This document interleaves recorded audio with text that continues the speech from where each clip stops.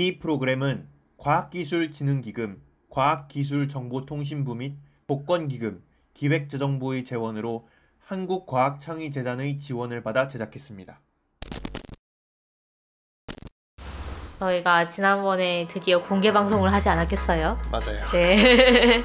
만나서 이야기한다는 게 정말 좀 좋더라고요. 네. 평소에는 이게 보기가 어려우니까. 저희도 뿌듯한 그런 시간이었고요. 앞으로 더 방송을 열심히 할 수 있는 그런 동력을 얻은 시간이었던 것 같습니다.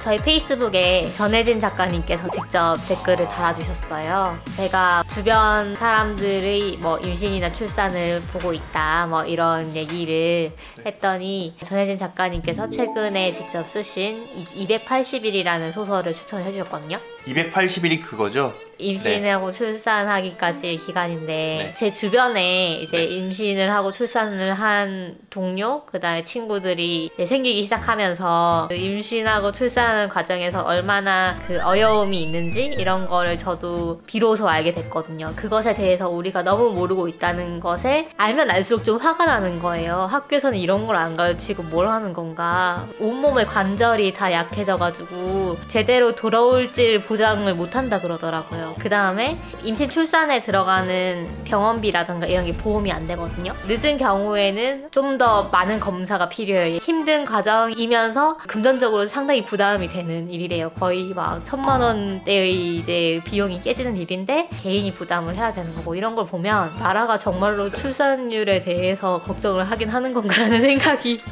이 소설에 예를 들면 아기를 안 갖고 싶었는데 어쩌다가 갖게 된 사람도 있고 엄청 갖고 싶어서 겨우 갖게 된 사람도 있고 4명의 여자 캐릭터가 나와서 펼쳐지는 얘기인데 미혼모에 대한 지원도 지금 네. 충분히 안 되고 있고 나와서 키우겠다는 사람들에 대한 지원을 잘 안 해주면서 그런 생각들이 많이 드는 소설이었습니다. 저는 대단히 추천을 드리는 책이에요.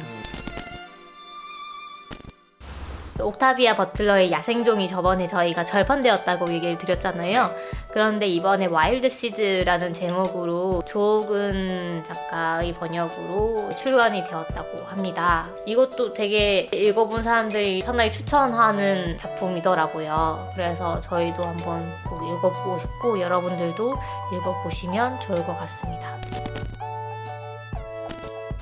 SF 컨벤션에 네. 혹시 못 오신 분들은 에디토리얼 북스 페이스북 페이지 가시면 후지 다이오 작가의 강연에 대해서 정리해 놓은 글을 올려주셨어요. 예전에 소개해드렸던 진래퍼라는 작품의 작가분인데요. 직접 인사를 나누고 사인을 받았는데요. 저는 일본어를 못해가지고 옆에 이제 보리자루처럼 있었어요.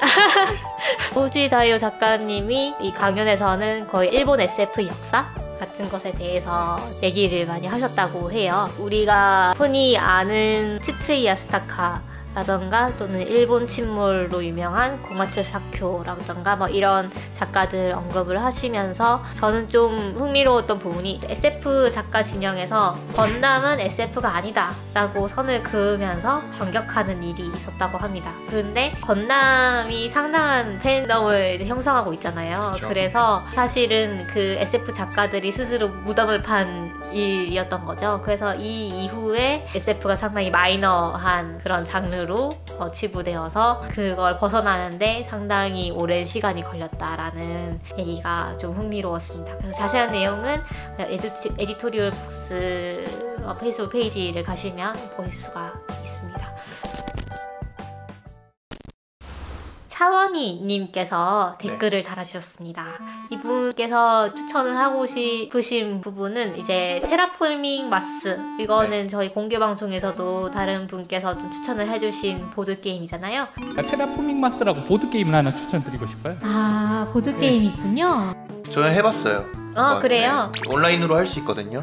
금성이나 목성을 개척하는 확장팩이 있다고 하네요. 네. 그리고 타임 스토리즈라고 시간 여행을 소재로 한 보드게임이 있대요. 이거랑 좀비 아포칼립스에서 살아남기 위한 사람들의 이야기를 다룬 데드 오브 윈터라는 게임이 있다고 합니다. 팬데믹이라는 보드게임도 있습니다. 팬데믹? 네. 전염병이 이제 전 세계에 퍼져가지고 플레이어들이 그 전염병을 치료할 수 있는 그런 사람들을 비행기로 이제 실어 날라가지고 그렇죠. 약 개발은 약 개발대로 하고 전염 경로 같은 거를 네. 굉장히 잘 짜놔가지고 맞아요. 그게 궁금하신 분들이라면 해보시면 재밌을 것 같습니다. 네, 할란 엘릭슨 걸작선도 추천을 해주셨네요. 이 할란 엘릭슨이라는 작가가 옥타비아 버틀러를 발굴한 작가입니다. 이분의 걸작선이 최근에 아작에서 나왔더라고요. 상당히 그 가차없는 글을 쓴다고 하시더라고요. 그러니까 배드엔딩도 많고 날카롭기도 하고 읽고 있으면 조금 우울해지고 저는 개인적으로 기대를 하고 있습니다. 아, 그렇군요. 저는 그런 작품들을 좋아하기 때문에 이분 작품도 추천해 주셔서 감사합니다.